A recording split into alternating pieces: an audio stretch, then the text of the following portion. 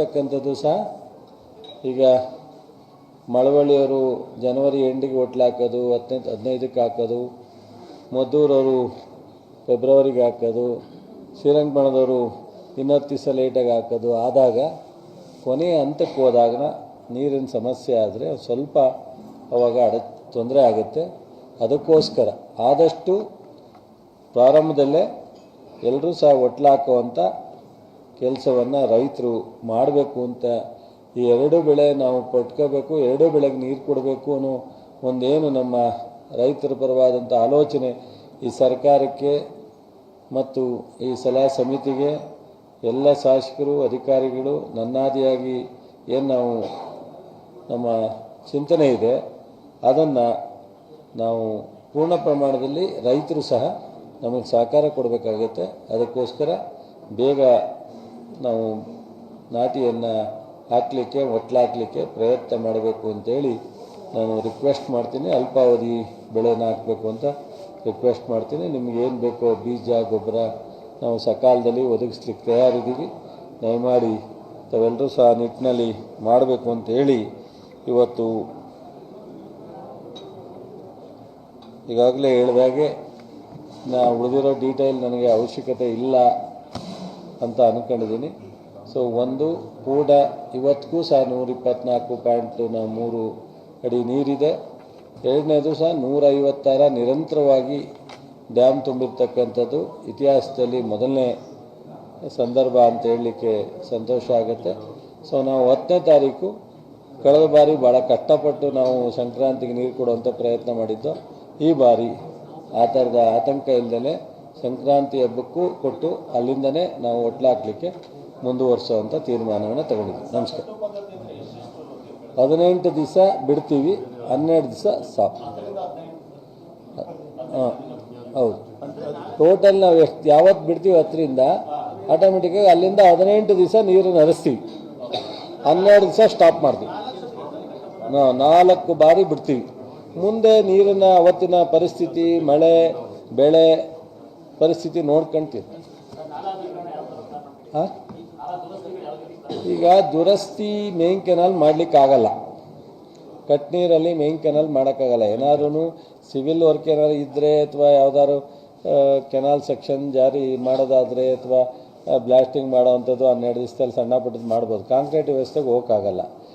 ಈ ಉಪಕಾಲುವೆನಲ್ಲಿ ನಮ್ಮ ಹೆಬ್ಕಾಡಿ ಇದಿದೆ, ತುರುಬ್ನೂರು ಬ್ಯಾಂಚ್ ಇದೆ, ಲಿಂಕ್ ಕೆನಾಲ್ ಇದೆ, ಅಲ್ಲೆಲ್ಲ ಥೈಲ್ಯಾಂಡಲ್ಲಿ ಅಥವಾ 12 ದಿವಸ ಸ್ಟಾಪ್ ಮಾಡಿದಾಗ ಅದರ ಅನುಕೂಲ ಇರುತ್ತೆ. ಕೆಲವರ ಅಭಿಪ್ರಾಯ ಇದೆ, ನೀವು ಒಂದ್ಸಲಿ ಥೈಲ್ಯಾಂಡ್ಗಳಲ್ಲಿ ಕೆಲಸ ಮಾಡಿಬಿಟ್ರೆ ಮುಂದಿನ ದಿನದಲ್ಲಿ ನೀರು ಚೆನ್ನಾಗಿ ಬರುತ್ತೆ, ಇದಿಲ್ಲದೆ ಇದ್ರೆ ನೀರೇ ಬರಲ್ವಲ್ಲ ಅಂತ. ಅದು ರೈತರು ಆ ಕ್ಷೇತ್ರದ ಶಾಸಕರುಗಳು ಕೂತ್ಕೊಂಡು ತೀರ್ಮಾನವನ್ನು ತಗೋಬೇಕು, ಅವ್ರಿಗೆ ಬಿಟ್ಟು ವಿಚಾರ. ಬಟ್ ಆದರೆ 12 ದಿವಸ ನಾವೇನು ಸ್ಟಾಪ್ ಮಾಡ್ತೀವಿ ಆ ಟೈಮ್ನಲ್ಲಿ ಮಾಡಲಿಕ್ಕೆ ಅವಕಾಶ ಇರ್ತಕ್ಕಂಥ ಕೆಲಸ ಮಾಡ್ಬೋದು. ಈ ಸಾರಿ ಆ ಥರದ್ದು ಯಾವುದು ಇನ್ಸಿಡೆಂಟ್ ಇಲ್ಲ. ಮಳವಳ್ಳಿಗೂ ಪ್ರಾರಂಭದಲ್ಲಿ ಒಂದು ಸ್ವಲ್ಪ ಹಿಂದೆ ಮುಂದೆ ಎಳೆದಾಡ್ತಷ್ಟೇ. ಅಲ್ಟಿಮೇಟ್ ಇಡೀ ಅಚ್ಚುಕಟ್ಟಿನ ಎಲ್ಲ ಪ್ರದೇಶದ ಕೆರೆಗಳು ತುಂಬಿದೆ, ಎಲ್ಲ ಥೈಲ್ಯಾಂಡ್ಗೂ ನೀರು ಹೋಗಿದೆ.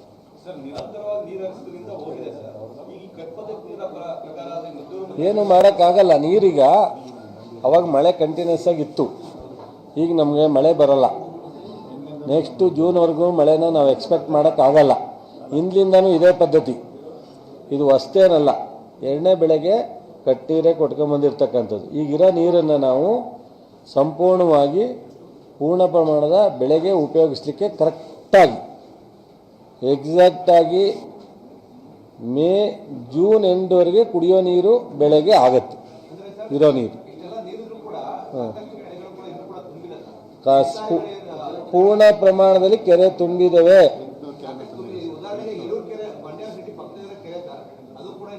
ಎಲ್ಲೂರು ಕೆರೆ ನಮ್ಮ ವ್ಯಾಪ್ತಿಗೆ ಬರೋದು, ಲಿಫ್ಟ್ ಇರಿಗೇಷನ್ ಮಾಡೋದು. ನೋಡ ಎಲ್ಲೂರು ಕೆರೆ ಲಿಫ್ಟ್ ಇರಿಗೇಷನ್ ಮಾಡ್ತೀವಿ, ನಾವು ಲಿಫ್ಟ್ ಮಾಡ್ತೀವಿ. ಈ ವ್ಯಾಪ್ತಿ ಇದು ಈ ಕಾಲುವೆ ವ್ಯಾಪ್ತಿಗೆ ಬರಲ್ಲ, ಲಿಫ್ಟ್ ಮಾಡಿ ತುಂಬೋದು. ಈಗ ಆಲ್ಮೋಸ್ಟ್ ಆಲು ಯಾವುದೋ ಕಾರಣಕ್ಕೆ ಅಥವಾ ಅಲ್ಲಿಯ ಪರಿಸ್ಥಿತಿಗೆ ಅನುಗುಣವಾಗಿ ಒಂದೋ ಕೆರೆ ಈ ಥರ ಇರೋದು ಬಿಟ್ಟರೆ 100ಕ್ಕೆ 90% ಎಲ್ಲ ಕೆರೆಗಳನ್ನು ತುಂಬಿಸಿದ್ದೀವಿ. 6 ತಿಂಗಳು ನಿರಂತರವಾಗಿ ನೀರು ಕೊಟ್ಟಿದ್ದೀವಿ. ಅದರಿಂದ ಆ ಥರದ್ದೇನು ತೊಂದರೆ ಬರಲ್ಲ. ಇನ್ನು ಮುಂದೆ ಇದೇ ರೀತಿ ಕಳೆದ ಎಲ್ಲ ವರ್ಷಗಳನ್ನು ಸಹ ಕಟ್ಟು ನೀರೇ ಕೊಟ್ಟಿರೋದು. 18 ದಿವಸ 12 ದಿವಸ ಯಾರಿಗೂ ತೊಂದರೆ ಏನಾಗಲ್ಲ. ರೈತರೇ ನಮ್ಮ ಕಟ್ಟು ನೀರು ಕೊಡಿ ಅಂತ ನನಗೆ ಸಾಕಷ್ಟು ಜನ ನಿನ್ನೆಯಿಂದ ಫೋನ್ ಮಾಡಿದ್ದಾರೆ. ಅದರಲ್ಲಿ ಯಾವುದೂ ಸಹ ಕನ್ಫ್ಯೂಷನ್ ಏನಿಲ್ಲ. ಮತ್ತು ನಾವು ಈಗಿರೋ ಸ್ಟಾಕ್ ನೀರನ್ನು ನಾವು ಜೂನ್ ಜುಲೈವರೆಗೂ ಕುಡಿಯೋ ನೀರಿಗೆ ಇಟ್ಕೋಬೇಕು. ಜೊತೆಗೆ ಬೆಳೆಗೆ ಕೊನೆ ಕಟಾವು ಆಗೋವರೆಗೂ ಕೊಡಬೇಕು. ಆ ದೃಷ್ಟಿಯೆಲ್ಲ ಲೆಕ್ಕ ಹಾಕಿ ಹೇಳಿ.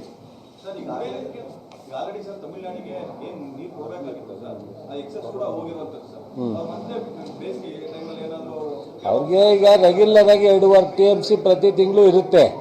ನಾವು ಕಾಲುವೆನಲ್ಲಿ ಈಗ ಆಲ್ರೆಡಿ ನಾವು ಬೆಳೆಗೆ ನೀರು ಕೊಡೋದ್ರಿಂದ ಅಲ್ಲಿಂದ ಹೋಗ್ತಕ್ಕಂಥ ನೀರಲ್ಲೇ ಮ್ಯಾನೇಜ್ ಆಗುತ್ತೆ ಆಲ್ಮೋಸ್ಟ್. ಈಗ ಏನಾಗುತ್ತೆ, ಇಡೀ ಅಚ್ಚುಕಟ್ಟಲ್ಲಿ ನೀರು ಹೋಗುತ್ತೆ, ಅಲ್ಲಿಂದ ಒಂದಷ್ಟು ಸೋರು ಹೋಗ್ತದಲ್ಲ, ಆಗೋದಿಲ್ಲ. ಸದ್ಯಕ್ಕೇನು ನಾವು ನೆಕ್ಸ್ಟ್ ಜೂನ್ವರೆಗೂ ಅವರು ಸಹ ಜಾಸ್ತಿ ಮಾಡೋವಂಥದ್ದಿಲ್ಲ. 2.5 TMCನೇ ಇರೋದು. ನೆಕ್ಸ್ಟು ತಮಿಳ್ನಾಡವರು ನಮಗೆ ಡಿಮ್ಯಾಂಡ್ ಬರೋದು ಜೂನ್ಗೇನೆ.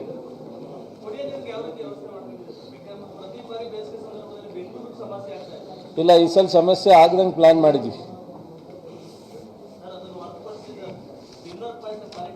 ಹೇಳಾಗಿದೆಯಲ್ಲ ಎಲ್ಲ, CM ಹೇಳಾಗಿದೆ, DCM ಹೇಳಾಗಿದೆ.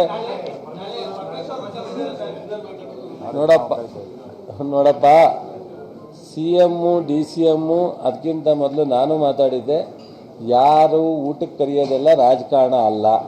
ಅವರವರ ಹೊಸ ವರ್ಷದ ಪ್ರಯುಕ್ತ ಯಾರು ಬೇಕಾದ್ರೂ ಊಟಕ್ಕೆ ಕರೀತಾರೆ. ಅದನ್ನೆಲ್ಲ ನಾವು ರಾಜಕಾರಣ ಅಂತೇಳಿ ನಾವು ಊಹೆ ಮಾಡ್ಕೊಳ್ಳೋ ಅವಶ್ಯಕತೆ ಇಲ್ಲ ಅಂತ ನಮ್ಮ ಮುಖ್ಯಮಂತ್ರಿಗಳು, ಉಪಮುಖ್ಯಮಂತ್ರಿಗಳು, ಅಧ್ಯಕ್ಷರು ಹೇಳಿದ ಮೇಲೆ ಬಹುಶಃ ಅದ್ರ ಬಗ್ಗೆ ಚರ್ಚೆ ಮಾಡೋ.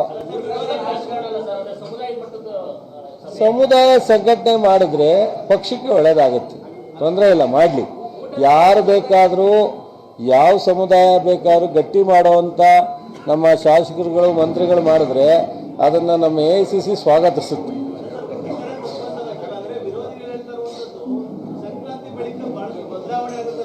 ಯಾರು ಹೇಳಿದಾರೆ ನಿಮಗೆ ಬ್ರದರ್? ನಮ್ಮ ಬ್ರದರ್ಗೆ ನಮ್ಮ ನೆಲ ನೋಡೋಕ್ಕಾಯ್ತಾ ಇಲ್ಲ ಬ್ರದರ್, ಅದಕ್ಕೋಸ್ಕರ ಹೇಳ್ತಾರೆ. ಬಿಡು ಬ್ರದರ್, ಅದು ಯಾಕೆ ತಗೋತೀರ? ಹೌದು, ನಾನು ಹೇಳ್ತೀನಿ, ಉದಯನೂ ಹೇಳ್ತಾನೆ, ಪಕ್ಕದಲ್ಲಿರೋ ದಿನೇಶ್ ಹೇಳ್ತಾನೆ, ಮಧುನೂ ಹೇಳ್ತಾರೆ. ಸೊ ನಾವೆಲ್ಲ ಕೊಡಬೇಕು ಅಂತಲೇ ಹೇಳಿದ್ವಿ. ಟೈಮ್ ಬಂದಾಗ ಕೊಡ್ತಾರೆ. ಅದೇ ಹೇಳ್ರಿ, ನಮ್ಮ ಮಾಜಿ ಸ್ನೇಹಿತರು ಅವ್ರ ಪಕ್ಷದಲ್ಲಿ ಬದಲಾವಣೆ ಆಗುತ್ತೆ. ಅದೇ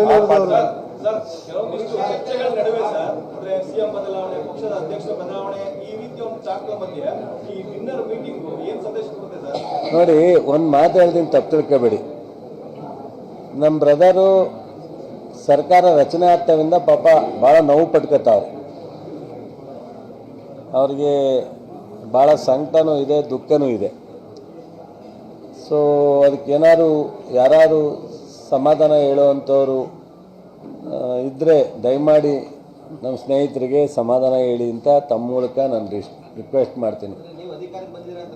ಅದೇನೋ ಗೊತ್ತಿಲ್ಲ, ಅವ್ರನ್ನೇ ಕೇಳ್ಬಿಟ್ಟು ಸಮಾಧಾನ ಹೇಳಿ. ಯಾಕೆ ಇಷ್ಟೊಂದೆಲ್ಲ ವಿಚಲಿತರಾಗಿದ್ದಾರೆ, ಯಾಕೆ ಇಷ್ಟೊಂದು ನೊಂದ್ಕೋತಾರೆ, ಯಾಕೆ ಈ ಥರ ಇಲ್ಲ. ಆಮೇಲೆ ಯಾವುದೇ ಒಂದು ಸರ್ಕಾರವನ್ನು ಬಾಯನಲ್ಲಿ ಒಬ್ಬ ಸುದೀರ್ಘವಾಗಿ ರಾಜಕಾರಣ ಮಾಡಿದಂಥವ್ರು, ಅಧಿಕಾರ ಅನುಭವಿಸಿದಂಥವ್ರು ತೊಗಿತೀವಿ ಅಂತಾಗಲಿ, ಸರ್ಕಾರ ಬೀಳುತ್ತೆ ಅಂತಾಗಲಿ ಹೇಳ್ತಕ್ಕಂಥದ್ದು ಡೆಮಾಕ್ರಸಿನಲ್ಲಿ ಒಳ್ಳೆಯದಲ್ಲ. ಈಗ 1.5 ವರ್ಷ ಆಯ್ತು. ನಾವು ಡಿಸೆಂಬರ್ 27ಕ್ಕೆ ಪೂರ್ಣ ಪ್ರಮಾಣದ ಕ್ಯಾಬಿನೆಟ್ ರಚನೆಯಾಗಿ 12-6-18 ತಿಂಗಳು ಮುಗಿದಿದೆ. 19ನೇ ತಿಂಗಳು ನಡೀತಾ ಇದೆ. ಈಗ ಇದು 1ನೇ ತಿಂಗಳಿಂದನೇ ಸ್ಟಾರ್ಟ್ ಆಯಿತು. ಏನಾದ್ರು ಆಗಿದೆಯಾ ಬದಲಾವಣೆ? ಇನ್ನೂ 3.5 ವರ್ಷ ಇದೇ ರೀತಿ ಸರ್ಕಾರ ಇರುತ್ತೆ, ಇದೇ ರೀತಿ ಅವ್ರು ಮಾತನಾಡ್ತಾರೆ. ಅವರ ಕಾರ್ಯಕರ್ತರನ್ನ ಸಮಾಧಾನ ಪಡಿಸೋಕ್ಕೋ ಅಥವಾ ಅವರ ಶಾಸಕರನ್ನ ಇಟ್ಕೊಳ್ಳೋಕ್ಕೋ ಅಥವಾ ಈ ಸರ್ಕಾರವನ್ನು ನೋಡಿ ಸಹಿಸಲಾಗದೇನೋ ಅಥವಾ ಸಿದ್ದರಾಮಯ್ಯನವ್ರನ್ನೋ DK ಅಂಥವ್ರನ್ನೋ ನನ್ನಂಥವ್ರನ್ನೋ ನೋಡಿ ಅವ್ರಿಗೆ ಸಂಕಟ ಬರುತ್ತೋ ಗೊತ್ತಿಲ್ಲ. ಆದರೆ ಇದಕ್ಕೆ ನಮ್ಮ ಹತ್ರ ಮೆಡಿಷನ್ ಇಲ್ಲ. ಯಾರಾದರೂ ಮೆಡಿಷನ್ ಇದ್ದರೆ ಕೊಡಲಿ, ಅವ್ರಿಗೆ ದೇವರು ಒಳ್ಳೇದು ಮಾಡಲಿ ಅಂತೇಳಿ ನಾನು ಆ ದೇವರಲ್ಲಿ ಪ್ರಾರ್ಥಿಸ್ತೀನಿ. ನನಗೇನು ಅವ್ರ ಮೇಲೆ ಬೇಸರ ಇಲ್ಲ.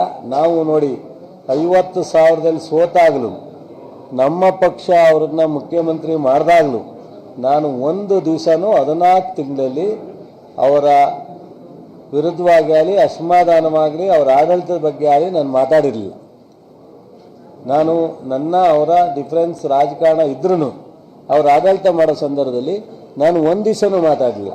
ಇವತ್ತು ಅವ್ರಿಗೆ ನಮ್ಮನ್ನು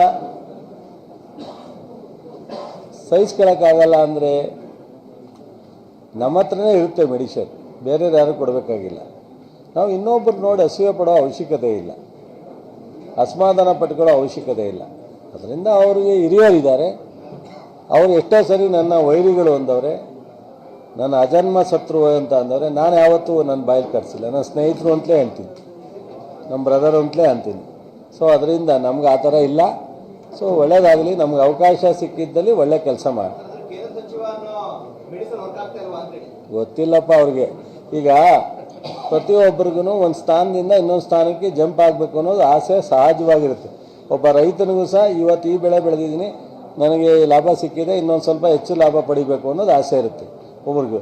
ಅವರು ರಾಜ್ಯದಲ್ಲಿ ಡೈರೆಕ್ಟಾಗಿ ಮುಖ್ಯಮಂತ್ರಿ ಆದವರು, ಅದಾದಮೇಲೆ ಕೇಂದ್ರದಲ್ಲಿ ಮಂತ್ರಿ ಆಗೋದೇ ತಾನೇ ಬಾಕಿ. ಅದಾದಮೇಲೆ ಸಮಾಧಾನ ಇದೆಯೋ ಇಲ್ಲ ಅನ್ನೋದು ಅವ್ರಿಗೆ ಹೇಳ್ಕೋಬೇಕು, ನಾವು ಹೆಂಗೆ ಹೇಳೋದು?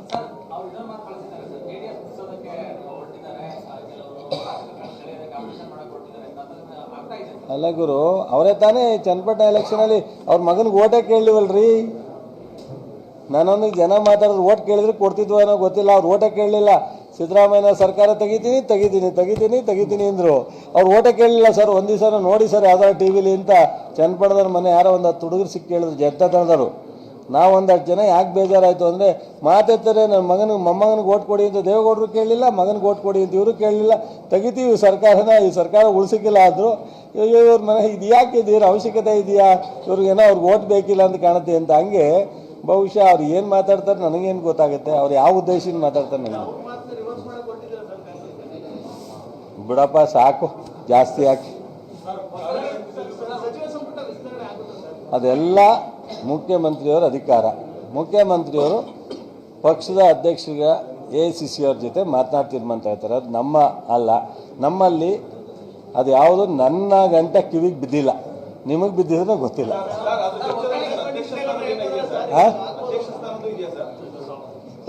ಅಧ್ಯಕ್ಷ ಸ್ಥಾನ ಹಿಂದೆನೇ ಅವರ ಅವಧಿ ಅಥವಾ ಉಪಮುಖ್ಯಮಂತ್ರಿ ಆದಾಗ ಮುಂದಿನ ದಿನದಲ್ಲಿ ನಾವು ತೀರ್ಮಾನ ಮಾಡೋವರೆಗೂ ನೀವು ಮುಂದುವರಿರಿ ಅಂತ ಹೇಳಿದ್ದಾರೆ ಅನ್ನೋದು ಅಷ್ಟೇ ವಿಚಾರ ಗೊತ್ತಿರೋದು. ಸೊ AICC ಅವರು ಎಲ್ಲಿ ಗಂಟ ಮುಂದುವರಿಸ್ತಾರೆ, ಯಾವಾಗ ಬದಲಾವಣೆ ಮಾಡ್ತಾರೆ ಅಂತ ಅದು AICC ಅವರೇ ತೀರ್ಮಾನ ಮಾಡೋದು. ಆದರೆ ಮಂತ್ರಿಮಂಡಲನ ಮುಖ್ಯಮಂತ್ರಿಗಳು ಮತ್ತು AICC ಪಕ್ಷದ ಅಧ್ಯಕ್ಷರು ಕೂತ್ಕೊಂಡು ಅವರ ಜೊತೆ ಡಿಸ್ಕಸ್ ಮಾಡ್ತಾರೆ. ಬಟ್ ಆದರೆ ಪಕ್ಷದ ಅಧ್ಯಕ್ಷರನ್ನ AICC ಅವರೇ ತೀರ್ಮಾನ ಮಾಡೋದ್ರಿಂದ ಅವ್ರು ಯಾವಾಗ ತೀರ್ಮಾನ ಮಾಡ್ತಾರೋ ನನ್ನ ಗಮನ ಗೊತ್ತಿಲ್ಲ. I am very happy. ನಾವು ಸಿಕ್ಕಬೇಕು ಅಂತ ನಾವು ದರ್ಶನ್ ಪುಟ್ಟಣ್ಣನೂ ಸೇರಿ 7ಕ್ಕೆ 6 ಗೆದ್ದಿರೋದ್ರಿಂದ ನಾವು ಮೊದಲೇ 2 ಮಂತ್ರಿ ಸ್ಥಾನ ಬೇಕು ಅಂತ ಬೇಡಿಕೆ ಇಟ್ಟಿದ್ದೋ. ನಮ್ಮ ಮುಖ್ಯಮಂತ್ರಿಗಳು, ಇವತ್ತಿನ ಉಪಮುಖ್ಯಮಂತ್ರಿಗಳು, AICCಯ ವೇಣುಗೋಪಾಲ್ ಸುರ್ಜೇವಾಲರು 2 ಮಂತ್ರಿ ಸ್ಥಾನ ಕೊಡ್ತೀವಿ ಅಂತ ಹೇಳಿದರು. ಆಕಸ್ಮಿಕವಾಗಿ ಯಾವುದೋ ಕಾರಣದಿಂದ ಕೊಟ್ಟಿಲ್ಲ. ಅದನ್ನು ಆದಷ್ಟು ಬೇಗ ಕೊಡ್ತೀವಿ ಅಂತ ಅವತ್ತಿಂದನೂ ಹೇಳಿದ್ದಾರೆ. ನಾವೆಲ್ಲರೂ ಸಹ ಕೊಡಲಿ, ನರೇಂದ್ರ ಸ್ವಾಮಿ ಮಂತ್ರಿ ಆಗಲಿ ಅಂತ ಖುಷಿಯಾಗಿತ್ತು. ನಾವು ಸಂಘಟನೆ ಸಂದರ್ಭ ಬಂದಾಗ ಮಾಡ್ತೀವಿ, ಬಟ್ ಆದರೆ ಅದು ರಾಜಕಾರಣ ಅಲ್ಲ. ನಮ್ಮ ಪಕ್ಷಕ್ಕೆ, ನಮ್ಮ ಸಮಾಜವನ್ನು ಸದೃಢಗೊಳಿಸಬೇಕು ಅನ್ನೋ ಒಂದು ವಿಚಾರನ ಆ ಸಂದರ್ಭದಲ್ಲಿ ಮಾತಾಡ್ತೀವಿ. ಅದನ್ನು ಈಗೆಲ್ಲ ಫೈನಲ್ ಪ್ರಪೋಸಲ್ ರೆಡಿ ಮಾಡಿದ್ದೀವಿ. ಅದರ ಜೊತೆಗೆ ಇವತ್ತು 1-2 ಕಡೆ ಇನ್ಸ್ಪೆಕ್ಷನ್ನು ಮಾಡಿ ಹೋಗಿ ಅಂತಿಮವಾಗಿ ರಿಪೋರ್ಟ್ ಒಂದು 2-3 ದಿವಸದಲ್ಲಿ ಕೊಡ್ತೀವಿ ನೀರಾವರಿ ಸಚಿವರಿಗೆ ತೀರ್ಮಾನ. ಅದ್ಯಾರೋ ಕೊಡು. ಎಲ್ಲ ಮಾಧ್ಯಮ ಸ್ನೇಹಿತರೆ ಮತ್ತು ಎಲ್ಲ ಶಾಸಕ ಸ್ನೇಹಿತರೆ ಮತ್ತು ಅಧಿಕಾರಿಗಳೇ, ಮೊದಲನೇದಾಗಿ ಹೊಸ ವರ್ಷದಲ್ಲಿ ನಾವು ಕಾಲಿಟ್ಟಿದ್ದೀವಿ. ಮುಂದಿನ 25 ಇವತ್ತಿನ ಈಗ ಕಮೆನ್ಸ್ ಆಗಿರ್ತಕ್ಕಂಥದ್ದು ಎಲ್ಲವೂ ಒಳ್ಳೆಯದಾಗಿ ಈ ನಾಡಿಗೆ ನೆಮ್ಮದಿಯನ್ನು ತರುವಂಥದ್ದಾಗಲಿ ಅಂತೇಳಿ ತಮ್ಮ ಮೂಲಕ ಆ ನಾಡದೇವತೆ ಆದಿಶಕ್ತಿ ಚಾಮುಂಡೇಶ್ವರಿ ರಂಗನಾಥನ ಕಾವೇರಿ ಮಾತೆನ ಕಾಲಭೈರವೇಶ್ವರನ ಪ್ರಾರ್ಥಿಸ್ತಾ ನಮಗೆ ಹೊಸ ವರ್ಷ ಜೊತೆಗೆ ಸಂಕ್ರಾಂತಿನೂ ಒಂದು ಭಾಳ ಹರ್ಷದಾಯಕವಾದಂಥ ಸುಗ್ಗಿ ಹಬ್ಬ. ಹಾಗಾಗಿ ನನ್ನೆಲ್ಲ ನಾಡಿನ ಬಂಧುಗಳಿಗೆ ತಮ್ಮ ಮೂಲಕ ಹೊಸ ವರ್ಷದ ಜೊತೆಗೆ ಸಂಕ್ರಾಂತಿ ಶುಭಾಶಯನ್ನು ಹೇಳಿ, ನಾವು ಅನೇಕ ವರ್ಷಗಳಿಂದ 92 ವರ್ಷ ಆಗಿದೆ ಈ ಡ್ಯಾಮ್ ಕಟ್ಟಿ. ಹೆಚ್ಚಿನ ವಿಡಿಯೋಗಳಿಗೆ ಪ್ರತಿಧ್ವನಿ ಯೂಟ್ಯೂಬ್ ಚಾನೆಲ್ ಸಬ್ಸ್ಕ್ರೈಬ್ ಮಾಡಿ, ಬೆಲ್ ಐಕಾನ್ ಕ್ಲಿಕ್ ಮಾಡಿ.